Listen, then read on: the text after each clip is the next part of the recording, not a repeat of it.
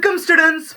Reading section ये English examination का एक ऐसा सेगमेंट है जिसमें बहुत कम टाइम में एक बहुत अच्छा स्कोर गेन किया जा सकता है। दोस्तों, मैं आपको इंश्योर करता हूं कि 3 आवर्स के एग्जाम में 30 मिनट से भी कम टाइम में आप 20 में से 20 मार्क्स गेन कर सकते हो।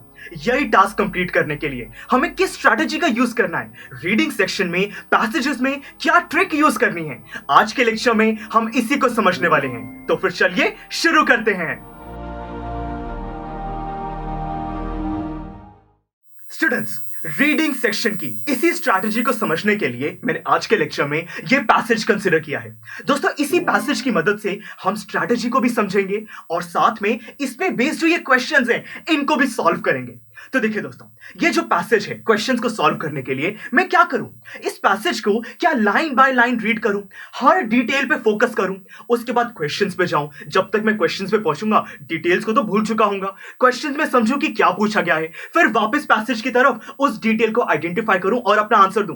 क्या ये प्रोसेस फॉलो करना चाहिए? नहीं दोस्तों, इसमें तो बहुत ज्यादा टाइम वेस्ट हो जाएगा। तो क्या करूं, पैसेज को रहने देता हूं। ये जो मेरे क्वेश्चंस हैं सिर्फ इन्हीं को यहां पे फोकस करता हूं, डायरेक्टली देखता हूं कि क्वेश्चन में क्या पूछा गया है और फिर पैसेज में उसका आंसर ढूंढता हूं। बट इससे क्या होगा, मुझे नहीं पता कि आंसर कहां पे लाई करता है, मेरा बहुत ज्यादा टाइम वेस्ट हो जाएगा। तो दोस्तों, टाइम भी सेव करने के लिए और करेक्टली आंसर को आइडेंटिफाई भी करने के लिए हम क्या कर सकते हैं?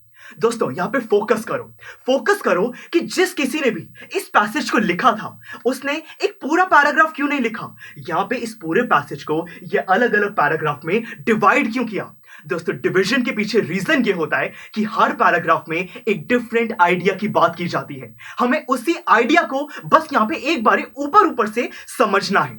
उसके लिए दोस्तों हम क्या करेंगे, ये जो पूरा पैसेज है इस पूरे पैसेज की मेन टाइटल और हर पैराग्राफ की फर्स्ट लाइन पर हम फोकस करेंगे। तो देखिए, ये मेन टाइटल हमसे क्या कह रहा है, Gandhi in the Indian independence. यानी कि दोस्तों, ये बात हमें समझ आ गई कि ये जो पूरा पैसेज है ये महात्मा गांधी के इंडियन इंडिपेंडेंस में कंट्रीब्यूशन के बारे में होने वाला है। अब साथ में देखिए, जो हर पैराग्राफ है इसकी फर्स्ट लाइन को जल्दी से रीड कीजिए। ये पहली लाइन हमसे कह रही है कि in 1915 Gandhi came to India from South Africa where his method of peaceful demonstration for protest had been successful।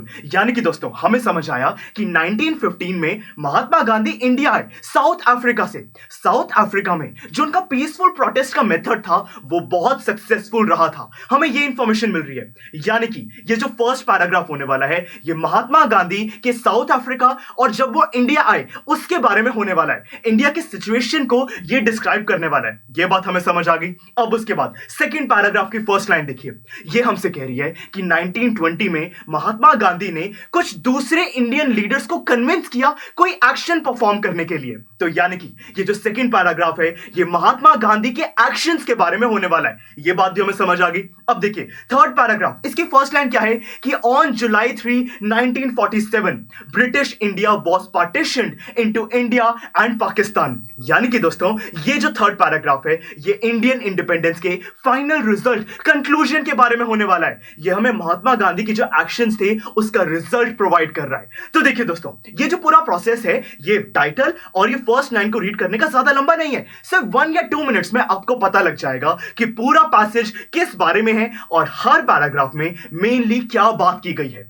बस दोस्तों, अब देखिए ये हमारे क्वेश्चंस हैं। दोस्तों, ये सारे क्वेश्चन सेम टाइप के नहीं है। देखिए, कुछ मल्टीपल चॉइस क्वेश्चंस हैं, हमारे कुछ शॉर्ट आंसर टाइप क्वेश्चंस भी हैं। हम इन सबको सॉल्व करने वाले हैं, स्ट्रैटेजी हमारी सेम है। तो देखिए दोस्तों, यहां पे जो पहला क्वेश्चन है वो हमसे पूछ रहा है कि ऐसे कौन से इंडियन लीडर थे जिन्होंने साउथ अफ्रीका में अर्ली 1900s में कुछ पीसफुल डेमोन्स्ट्रेशंस दी थी। दोस्तों देखिए, साउथ अफ्रीका और यहां पे अर्ली 1900, इससे हमें समझ आ गया कि ये फर्स्ट पैराग्राफ में हमें आंसर मिलेगा। दोस्तों, फर्स्ट पैराग्राफ को अनफोल्ड कीजिए, वहां पे पूरे पैसेज को जल्दी से रीड कीजिए, आपको फर्स्ट लाइन में आंसर मिल जाएगा कि गांधी वो इंडियन लीडर थे। तो सिंपली आप यहां पे अपने ऑप्शंस को देखिए, गांधी आपको ऑप्शन मिल जाएगी, वो आपका करेक्ट आंसर है। अब सेकंड क्वेश्चन की तरफ बढ़िए। देखिए, सेकंड क्वेश्चन में पूछा गया है कि वर्ल्ड वॉर 1 में इंडिया ने किस तरीके से ब्रिटिश की हेल्प नहीं करी थी। दोस्तों, अब आपको समझ आ गया कि ये देखिए यहां पे बिफोर 1920 की बात की गई है, मतलब कि 1920 से पहले। दोस्तों, इसका आंसर भी आपको फर्स्ट पैराग्राफ में मिलेगा, क्योंकि याद कीजिए जो सेकंड पैराग्राफ था वो तो स्टार्ट ही हो रहा था कि 1920 में। हम 1920 से पहले की बात कर रहे हैं, तो पहले पैराग्राफ में ध्यान से रीड कीजिए, आपको समझ आ जाएगा कि इंडिया ने ब्रिटिश की वर्ल्ड वॉर 1 में यहाँ पे एमिनेशन, फूड, सप्लाईज इसमें हेल्प करी थी, मनी के टर्म्स में कोई हेल्प नहीं करी थी। क्वेश्चन में यही पूछा गया है कि किस टर्म्स में हेल्प नहीं की गई थी।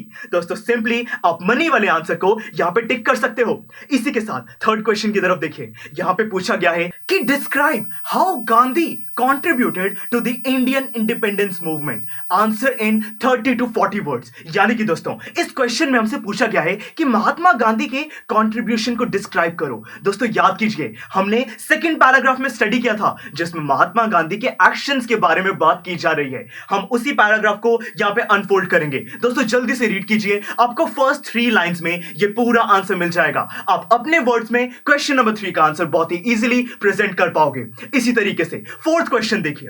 ये फोर्थ क्वेश्चन भी काफी इंटरेस्टिंग है। इसमें पूछा गया है कि इन 1947 which 2 countries were formed out of British India. दोस्तों बताइए यहां पे फाइनल रिजल्ट की बात की जा रही है कि 1947 में इंडियन इंडिपेंडेंस मूवमेंट के फाइनल कंक्लूजन में क्या हुआ था, कौन से 2 कंट्रीज फॉर्म हुए थे। तो देखिए दोस्तों हमें पता है कि थर्ड पैराग्राफ में इसका आंसर मिलेगा रिजल्ट पैराग्राफ में। तो सबसे इजीली आप उसको अनफोल्ड कीजिए, जल्दी से रीड कीजिए। इंडिया और पाकिस्तान वो 2 कंट्रीज थे, आपको पता लग जाएगा। आप अपने आंसर को बहुत ही इजीली प्रेजेंट कर सकते हो। तो देखिए दोस्तों बहुत ही आसान तरीके से हमने ये चारों क्वेश्चंस को सॉल्व किया। आपको समझ आया कि ये चारों क्वेश्चंस डिफरेंट थे। पहले मल्टीपल चॉइस क्वेश्चन थे, फिर शॉर्ट आंसर टाइप क्वेश्चन थे, पर सेम स्ट्रैटेजी के साथ हमें अगर पता हो कि हमारा जो पूरा पैसेज है उसमें किस बारे में बात की जा रही है, अलग अलग पैराग्राफ का क्या रोल है, तो बहुत ही इजीली किसी भी रीडिंग सेक्शन को सॉल्व किया जा सकता है। तो दोस्तों आज के लेक्चर में हमने ये स्ट्रैटेजी को समझ लिया। दोस्तों आपको ये बात भी पता होनी चाहिए कि बहुत बारी जब हम कोई पैसेज रीड करते हैं तो कुछ वर्ड्स ऐसे होते हैं जिसका मीनिंग हमें नहीं पता होता। दोस्तों ऐसे केसेस में हमें घबराना बिल्कुल भी नहीं है। वहां पे जो वो वर्ड है उससे पहली वाली लाइन और उसके बाद वाली लाइन पे फोकस कीजिए। जो कॉन्टेक्स्ट है, जिस बारे में बात हो रही है उसको समझिए और इसी प्रोसेस में आपको उस वर्ड का मीनिंग समझ आ जाएगा। दोस्तों फिर भी ना समझ आए तो हमें अटकना नहीं है, आगे मूव ऑन करना है। तो चलिए दोस्तों इसी स्ट्रैटेजी को फॉलो करके हम आने वाले लेक्चर्स में फैक्चुअल और कुछ डिस्कर्सिव पैसेजेस को सॉल्व करने वाले हैं। उन पैसेजेस में इसी स्ट्रैटेजी को अप्लाई करने वाले हैं। तो चलिए मैं आपको रेकमेंड करता हूं कि नोट सेक्शन में जाकर उन फैक्चुअल और डिस्कर्सिव पैसेज को आप पहले खुद सॉल्व कीजिए और फिर हमारे लेक्चर्स में देखिए कि हमने किस तरीके से उस स्ट्रैटेजी को अप्लाई किया है। तो चलिए दोस्तों see you in the next lecture. Students, I am sure आपको ये वीडियो बहुत पसंद आया होगा। तो इसी तरह से इंटरेस्टिंग तरीके से अगर आप सारे कॉन्सेप्ट्स, थ्योरीज, डिफरेंट चैप्टर समझना चाहते हैं तो डाउनलोड करिए PUSTAC ऐप, क्योंकि इस ऐप पर आपको बहुत कुछ मिलेगा। सैम्पल पेपर्स हो, टिप वीडियोस हो, different lectures, back exercise solutions, बहुत कुछ। So what are you waiting for? Download PUSTAC app.